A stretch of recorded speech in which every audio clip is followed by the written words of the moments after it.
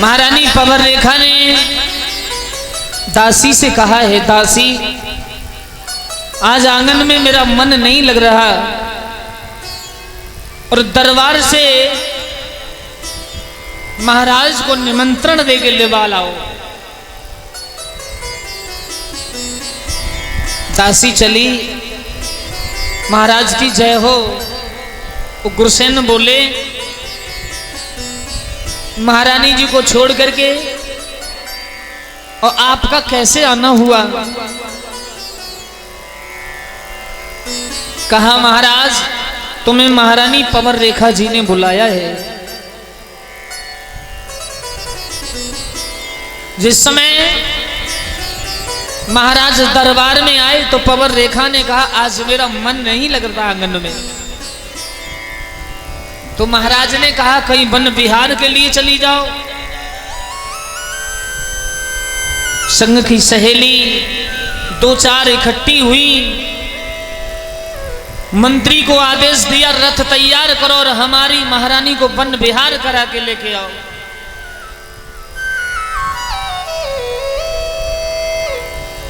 जिस समय महारानी वन विहार के लिए गई, जंगल में जाके रथ रुका है। महारानी पवन रेखा रथ से नीचे कूद गई, लेकिन जहां महारानी पवन रेखा घूमती हुई जंगल की बाहर देखती हुई अकेली हो गई।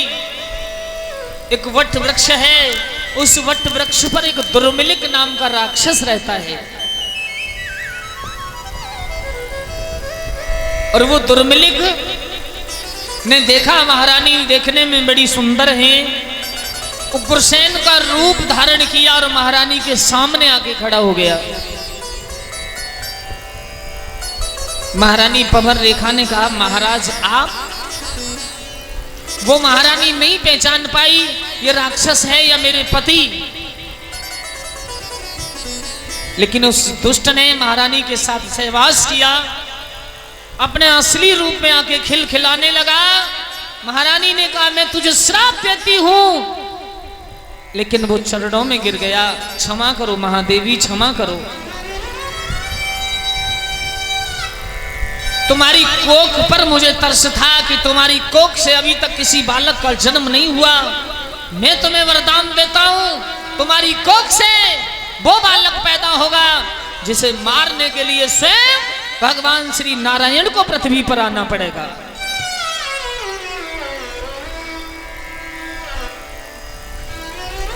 अपने को संभालती हुई महारानी पहुंची हैं मथुरा। समय आने पर एक बड़े ही सुंदर बालक का जन्म हुआ, जिसका विद्वानों ने नाम कंस रखा है।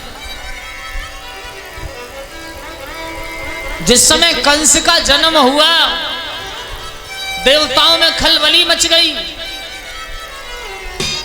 यमुना अपने वेग से ऊपर बहने लगी।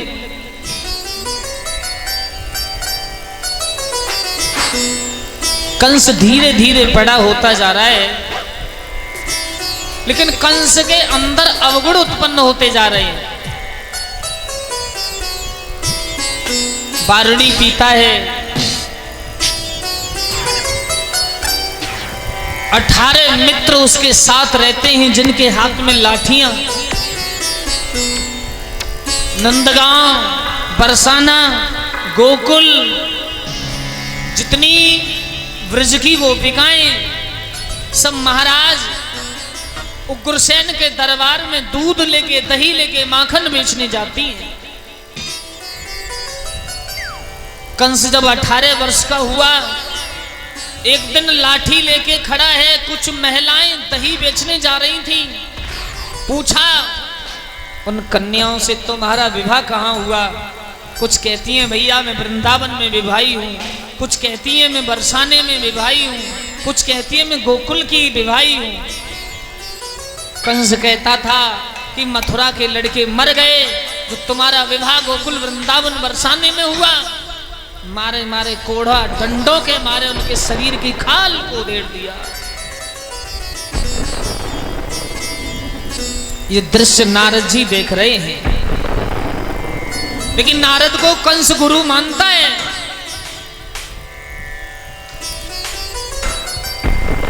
उन अबलाओं ने जाकर के अपने घर कहा, आज के बाद मथुरा दूध दही बेचने नहीं जाएंगे। कंस ने बहुत उपद्रव किया है हमारे साथ। सभी यादव इकट्ठे हुए और सभी यादव इकट्ठे होकर महाराज उग्रसेन की सभा में पहुंचे। महाराज की जय हो। उग्रसेन ने कहा, आज तक इतनी भीड़ में यदुवंशी हमारे यहाँ नहीं आए, लेकिन इतनी भीड़ में आज क्यों आए हैं? कहा, महाराज पहले अपने बेटा युवराज कंस को बुला लो। आदेश हुआ, कंस सभा में हाजिर हो। कंस आया, बारूदी पिए हुए। 18 मित्र उसके साथ, जिनके हाथ में कान से ऊंची लाठियां। खड़ा हो गया। उग्रसेन ने कहा, बेटा तुम होने वाले मथुरा के राजा हो और तुम्हें यह पता होना चाहिए कि राजा ही इस प्रकार का भाव रखेगा तो प्रजा का क्या हाल होगा। कंस कुछ नहीं बोला। फिर कहा महाराज ने, बेटा सुधर जाओ। कंस कहने लगा, मथुरा के लोगों, यहाँ का राजा कैसा होना चाहिए? तो और तो कोई नहीं बोला।